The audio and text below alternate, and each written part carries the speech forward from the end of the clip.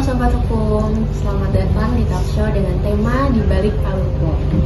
Di sini tempat kita bahas hal-hal panas seputar sistem peradilan pidana di Indonesia. Malam ini kita akan bedah kenapa sih sistem peradilan pidana kita masih dianggap lemah. Bersama saya sudah hadir 3 narasumber kece. Ada Dr. Samuel sebagai akademisi hukum pidana, ada Mas Fabio sebagai aktivis HAM, dan Pak Pego sebagai mantan jaksa yang sudah kenyang pengalaman di lapangan. Kita mulai dari Dr. Samuel dulu deh. Secara akademis, di mana letak utama kelemahan sistem peradilan pidana kita, Pak? Kalau bicara secara struktur, kelemahannya ada di koordinasi antara lembaga penegak hukum seperti polisi, jaksa, pengadilan, dan lembaga pemasyarakatan yang sering bekerja sendiri-sendiri. Akibatnya, asas Integrated Criminal Justice, sistem itu cuma slogan, belum jalan dalam praktiknya. Berarti masih banyak ego sektoral ya, Dok? Betul sekali, bahkan kadang bukan cuma ego, tapi juga konflik dari kepentingan institusi itu.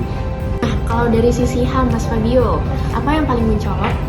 Banyak banget Tarisa, contohnya penahanan sewenang-wenangan, penyiksaan dalam penyidikan, sampai akses ke bantuan hukum yang minim bagi masyarakat miskin.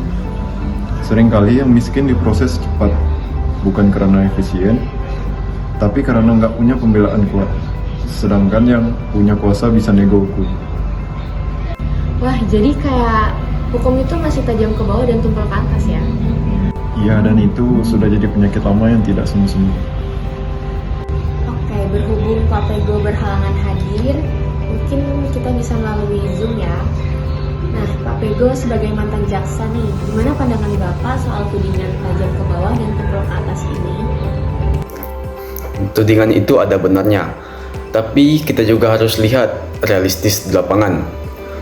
Banyak jaksa dan polisi yang kerja keras tapi tekanan sistematik dan intervensi dari pihak luar bikin proses penegakan hukum yang nggak ideal. Misalnya, kalau kasus melibatkan tokoh-tokoh besar, tekanan bisa datang dari mana saja, dari politik, media, bahkan internal institusi. Jadi bukan hanya soal individu, tapi juga sistemnya ya, Pak? Tepat. Kita perlu reformasi menyeluruh, bukan cuma ganti orang, tetapi ganti cara berpikir dan tata kelola institusi yang benar.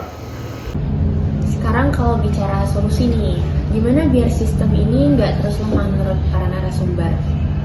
Ini Mbak ya, perlu adanya sinkronisasi antara lembaga dan pengawasan independen yang kuat, misalnya Judicial Commission dan Ombudsman yang diberi peran yang lebih nyata dalam peradilan ini.